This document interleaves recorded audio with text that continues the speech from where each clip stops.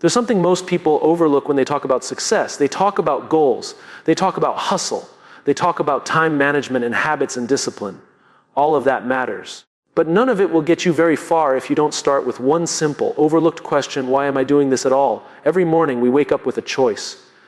We can let the day happen to us, or we can decide what the day is going to mean to us. That begins with purpose. That begins with asking a powerful question that too few people ask themselves: why does today matter? When you know your why, you're dangerous, not to others, but to your own doubts, to your own excuses, to the inertia that keeps you stuck in place. You're no longer just reacting to your calendar, your to-do list, or your inbox. You're leading your day instead of following it. Now, I'm not talking about some huge cosmic purpose that takes years to define. I'm talking about something simple, practical, immediate. Today's why. What is the reason I'm waking up and choosing to care today? Let me tell you a story. Years ago, I worked with a leader who was wildly successful on paper. Title, salary, accolades, you name it. But every morning he'd hit the snooze button. Not once, 3 times, sometimes 5. And when he'd finally crawl out of bed, there'd be this look in his eyes. Tired, yes, but also empty. Eventually he broke down. He told me, I don't even know why I'm doing any of this anymore. He had lost connection to his why. His work had become a series of tasks, meetings, and deadlines. Nothing rooted, nothing inspiring. He wasn't lazy. He was aimless. That's what a lack of purpose does. It makes effort feel pointless. So we went back to basics. I asked him, what's the impact you want to have today? It was the only thing I asked. Not next year, not next quarter, just today. It took time, but soon he started waking up with a different mindset. He'd begin his morning not with email or social media, but with intention. He'd write down a sentence: today I will lead by example. Or today I will encourage someone who's struggling. Or today I will do something that makes my team stronger. Small, specific, powerful. That's the key. See, your why isn't always going to be some grand mission. Sometimes your why is showing up fully for the meeting you'd rather skip because the person across the table needs your energy. Sometimes your why is being a little more patient with your kids because you want them to grow up feeling seen and loved. Sometimes your why is putting your head down and doing the hard work because it brings you one step closer to who you want to become. Without that purpose, our days blur together. They become transactional. We do things out of obligation, not out of meaning. And when that happens over time, we burn out, not because we're doing too much, but because what we're doing lacks connection. Think about this. Most people spend more time planning their weekend than they do planning their purpose. They prepare presentations, meetings, and meals, but they don't prepare their mindset. And so their days become reactive. They let the world set the tone, and the world is chaotic, noisy, and constantly pulling us in 10 different directions. But what happens when you start your day with a clear, grounded reason? Suddenly, the little things don't knock you off course so easily. You stop chasing every notification. You stop worrying so much about what other people think. You have a filter. A way to decide what matters and what doesn't. That's what a why gives you clarity. Here's a simple practice I challenge you to try. Tomorrow morning, before you pick up your phone, before you check your email, before you let the world pour into your mind, take 60 seconds. Sit quietly.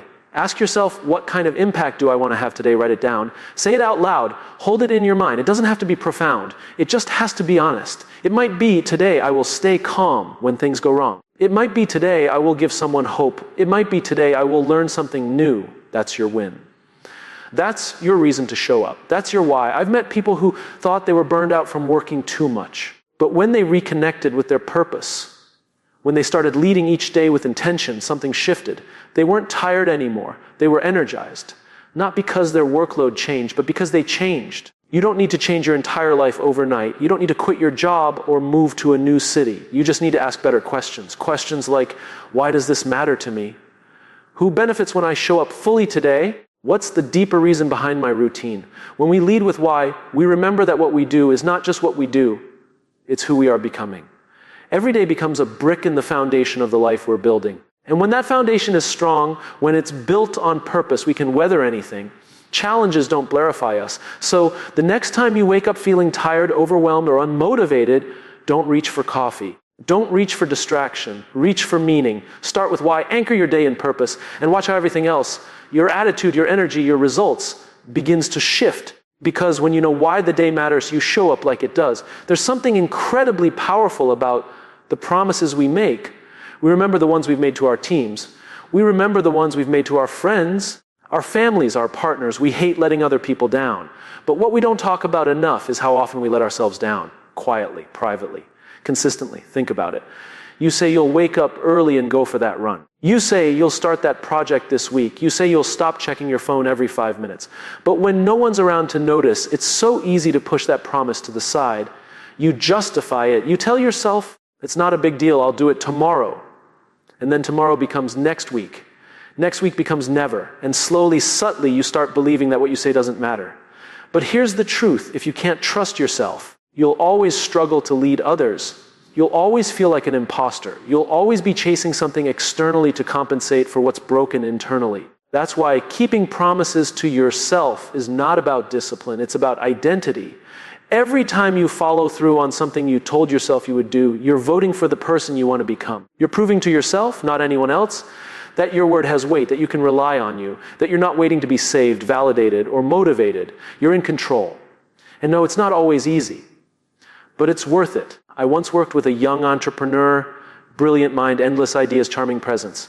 On the outside, people thought he had it all together, but behind the scenes, he was stuck. His business was stalling, his confidence was cracking, and he didn't know why. We sat down and had a raw conversation. I asked him, what's the one promise you keep breaking to yourself? He looked down, took a breath, and said, I keep telling myself I'll finish what I start, but I never do. That moment changed everything. Because once he admitted it, we had something to work with. We didn't start with a productivity tool. We didn't build a new schedule. We started with integrity. He picked one small promise to keep every day, just one. And that small daily win rebuilt his self-respect, brick by brick.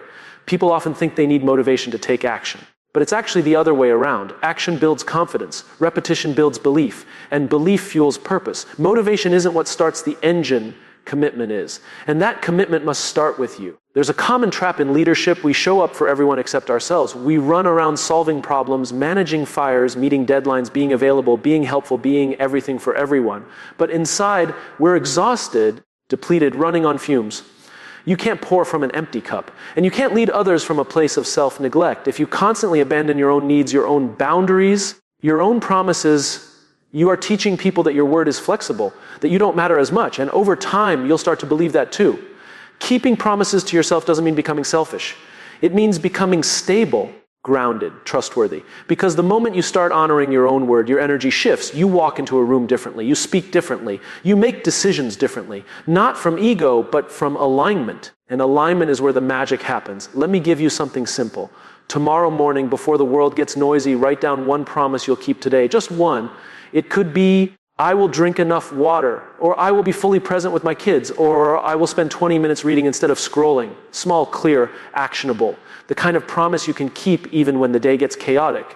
Then do it, no matter what. Follow through. And at night, take a moment to acknowledge yourself for doing what you said you would. That's how you build a pattern. That's how you build trust. Not with big declarations, but with small, invisible victories. The world may never clap for those wins, but your character will. And your character is what people actually follow. We think people are drawn to charisma, but what people are really drawn to, what they trust, is consistency. The kind of consistency that begins when a person has done the hard work of keeping promises to themselves, when their internal world is aligned with their external actions. That's when influence becomes real. That's when leadership becomes meaningful. Because at the end of the day, it's not what you achieve that defines your strength, it's what you uphold. And the first promise worth upholding is your own. Imagine this. If you went 30 days without breaking a single promise to yourself, no matter how small, how would that change you? What would happen to your confidence, your clarity, your energy? What would happen to the way others experience you? You don't need more information. You don't need another hack or app or routine. You need integrity, quiet, personal, inner integrity, the kind that isn't seen by others, but is felt by you. You already know what needs to happen. You've known it for a while. The only question is, will you honor it today? When you keep promises to yourself, you're not just winning the day. You're building a life you trust. That's how you lead. That's how you grow. That's how you win. Every single day, we live in a world that celebrates the highlight reel. Everyone wants the big moment, the applause, the breakthrough, the outcome. Social media has made it worse. Everywhere you look, someone's showing off their peak, their biggest achievement, their grand announcement, their moment of glory. But what no one posts, what no one talks about, are the quiet, boring repetitions that got them there. We've been conditioned to expect success to feel exciting, like we're supposed to wake up every day fired up, motivated, and overflowing with passion. But that's not how greatness works. Greatness isn't loud, it isn't glamorous. It's built in silence. It's built in the dark. It's built when no one's watching. If you look at any person who's consistently winning, not just occasionally, but predictably. You'll find a rhythm behind their results, not a rush. A rhythm, something they do daily, even when they don't feel like it, especially when they don't feel like it. They've learned to fall in love with the process, not just the prize. That's what I mean by embracing the boring reps. Because let's be honest, most of the things that lead to mastery feel incredibly unremarkable. Practicing the same move again and again. Having the same conversation with your team until it sticks. Waking up early to do the same journaling, the same reading, the same workout. It's not thrilling. It's not new. It's boring.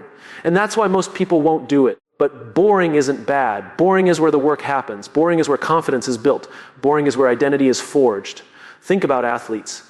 The best in the world don't just practice when the stadium is full. They train when it's just them, their coach, and the sound of their own breath.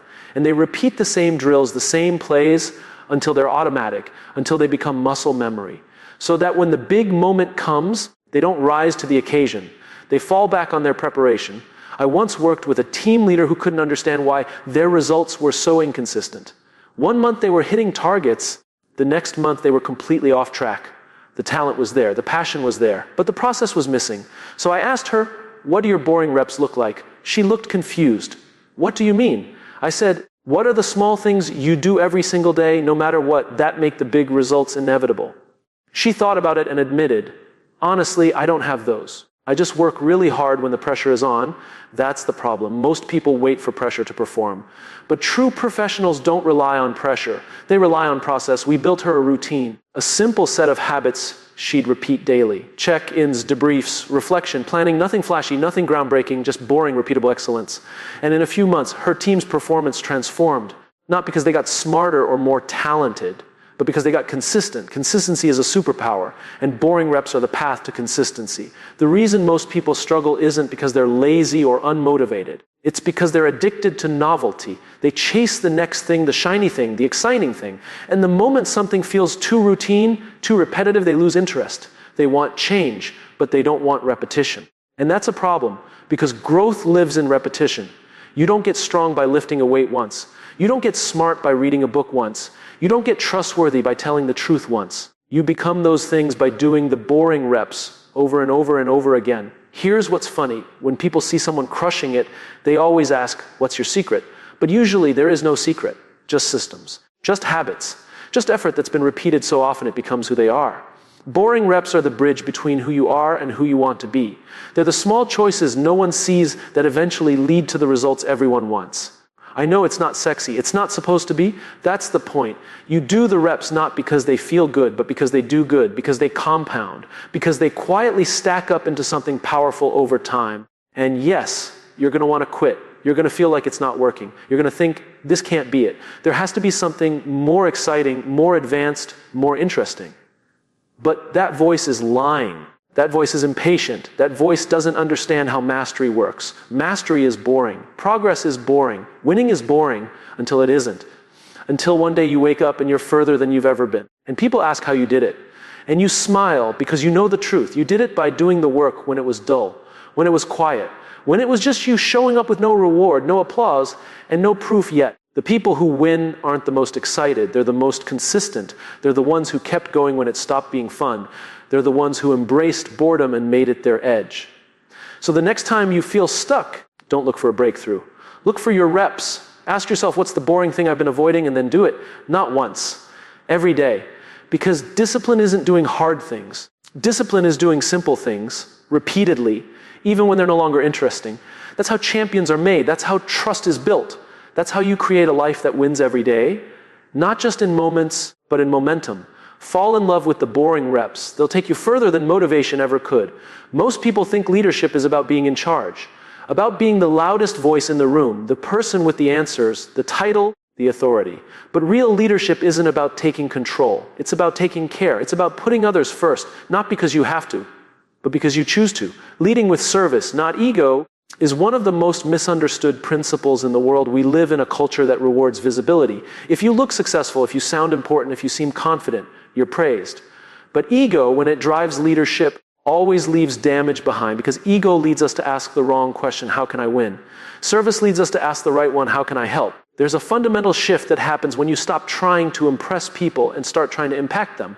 When you stop focusing on being the best in the room and instead focus on bringing out the best in others. That's the shift that separates managers from mentors, bosses from builders, leaders from legends. I remember speaking with a seasoned executive, highly respected, but when you walked into his office, there was no ego, no grand desk, no flexing of titles, no inflated presence. What struck me most was how he listened, fully, attentively, not waiting to speak, not waiting to be right, just present. Afterward, I asked him what his secret was. He smiled and said, "I'm not here to be the smartest person in the room. I'm here to make everyone else smarter." That's what service looks like in leadership. It's humility in action. And humility isn't thinking less of yourself. It's thinking of yourself less. It's showing up not for recognition, but for contribution. It's knowing that the most valuable person in the room might not be the one talking the most, but the one helping others speak up. Ego will always tell you to protect your image. Service tells you to protect the people. Ego says, don't show weakness. Service says, be honest. Ego builds walls. Service builds trust. And the difference becomes very clear over time because one creates fear and the other creates loyalty. I once worked with a young team leader who had just stepped into a management role. She was driven, articulate, brilliant, but something was off. Her team wasn't responding. There was tension, burnout, resistance. She was frustrated. "Why won't they just do what I ask?" she said. I told her, because they don't feel seen. They don't feel safe. She was leading from a place of pressure, of performance, of ego, not because she was arrogant, but because she thought she had to prove herself. That's what ego does. It turns leadership into a performance, not a relationship. So I asked her to try something different. I said, tomorrow, instead of checking what your team has done, ask how they're doing. Show up for them before you expect something from them. A few weeks later, things changed, not overnight, but gradually. Her team started communicating more. They started taking more initiative. There was laughter in the room again. Not because her strategy changed, but because her presence did. When people feel seen, they show up differently. When they feel safe, they take risks. When they feel supported, they stretch further. That's the power of leading with service. You don't have to be in a formal leadership role to live this. Leading with service can happen in every part of your life. In your family, your friendships, your work, your community. It happens when you choose to listen instead of interrupt. When you choose to mentor instead of compete. When you choose to build bridges instead of building your brand. Service asks more of us than ego ever will. Because it's not flashy. It doesn't always get credit. But it's the only kind of leadership that lasts. Because it's not built on attention.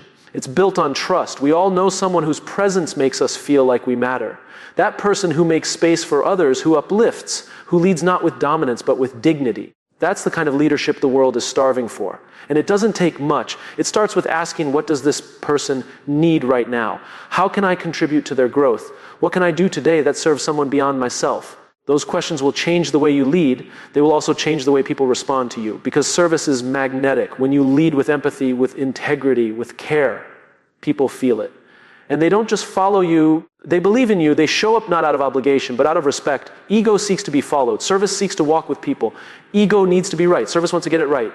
Ego demands compliance. Service earns commitment. This is not about being soft. This is about being strong in a way that lifts others. Leadership rooted in service isn't passive, it's powerful, because it builds cultures where people want to belong. Teams that last, relationships that matter, results that are sustainable. And the beautiful irony is this: when you lead with service, you do win. Maybe not in the traditional sense. Maybe not in a way that fills headlines. But you win in the only way that counts. In the loyalty of people, in the trust you build, in the lives you elevate. So the next time you feel that tug to prove something, pause. Ask instead, who can I help right now? Who needs to be seen? What does service look like in this moment? Lead with that with care. Lead with the mindset that your success will be measured not just by what you achieve, but by what you build in others. Because when you lead with service, the results follow. But more importantly, people follow, not because they have to, but because they want to. And that's how you win, quietly, powerfully, every day. We live in a world that's always rushing toward the next thing. Finish one task and another replaces it. End one day, and the next morning is already screaming for your attention. In the middle of all this motion, there's one habit that quietly separates those who grow from those who simply repeat. It's not something flashy. It's not productivity software. It's not waking up at 5 a.m. It's reflection. We don't grow from experience. We grow from reflecting on experience. And yet, for most people, the day ends when their energy runs out. They collapse into bed, phone in hand, brain overstimulated, heart unsettled, mind racing through unfinished to-do lists. Then they repeat over and over. But the ones who win, who truly evolve, who show up wiser, more grounded, more focused the next day, they do one simple thing that changes everything. They take a few minutes to ask, what did I learn today? That's it. That's the shift. Not what did I do or how much did I accomplish, but what did I learn? What did this day teach me? Because every day offers us something, a lesson, a pattern, a moment of truth. But if we don't slow down long enough to capture it, we lose it. And what gets lost in silence eventually repeats in chaos. I remember working with someone who was chronically overwhelmed, brilliant, driven, talented, but she was always tired, always buried under the weight of her own ambition. She was doing a lot, but gaining very little. Her work was loud, but her growth was quiet. So I asked her one question: do you ever pause at the end of the day and ask what it all meant? She paused. No, she said, I just try to survive it. That's where most of us are, surviving our days instead of learning from them. But your day isn't just a set of tasks, it's a teacher. And when you slow down to reflect, you allow the day to shape you, not just exhaust you. Some of the most grounded leaders I know have a ritual. It's not complicated. At the end of each day, before bed, they sit quietly and ask themselves 3 things. What did I learn today? Who did I impact today? What am I grateful for today? That's it. Simple questions. But the power is in the consistency. Because over time, those questions build self-awareness. They sharpen your emotional intelligence. They show you not just what you're doing, but who you're becoming. And that's the real purpose of reflection, not to evaluate your performance, but to reconnect with your purpose. I had a mentor who once told me, never let a day end without capturing its wisdom. He didn't mean journaling for an hour. He meant making meaning out of what might otherwise pass unnoticed. A conversation that revealed something. A mistake that taught something. A win that reminded you of your values. When you reflect, you transform routine into revelation. But here's the thing. Reflection requires honesty. It's not about perfection. It's not about proving you had a productive day. It's about being real with yourself. Owning what went well and what didn't, not for the sake of judgment, but for the sake of direction. There's no growth without awareness, and there's no awareness without pause. The world tells you to hustle, to push harder, to do more. But growth doesn't happen when you're always moving. It happens when you create space, when you breathe, when you sit quietly and say, okay, what is life trying to teach me right now? It's easy to dismiss this practice as soft, but the truth is reflection is a form of leadership, because when you reflect, you learn. When you learn, you adjust. And when you adjust, you lead better in your work, your relationships, and your life. If you don't reflect, you risk repeating. You keep making the same decisions, chasing the same goals, falling into the same traps. Not because you're not smart, but because you're not pausing. You're not giving yourself the chance to extract the lesson. And those lessons compound. A small realization today becomes a better decision tomorrow. A moment of gratitude tonight becomes a better conversation next week. This is how wisdom is built, not through age or experience alone, but through intentional reflection. You don't need an hour. You don't need to write a book every night. You just need 5 minutes. 5 quiet minutes to ask yourself, what mattered today? Where did I show up fully? Where did I hold back? What will I carry forward? And what will I leave behind? These questions create alignment. They reconnect you with your values. They remind you that your time is finite and your days are not to be wasted. They help you sleep better. Because instead of going to bed with noise, you go to bed with meaning. The most successful people I've met aren't the ones who do the most. They're the ones who learn the fastest. And reflection accelerates learning. You can't change what you won't face. And you won't face it until you slow down and ask. That's why reflecting before you rest isn't just a productivity hack. It's a leadership principle. It's how you build a life of depth, not just noise. And here's the part no one tells you. Over time, those 5 minutes of reflection become your story. They become the wisdom you pass on. They become the clarity others feel in your presence. They become the reason people trust you, not because you have all the answers, but because you've wrestled with your questions.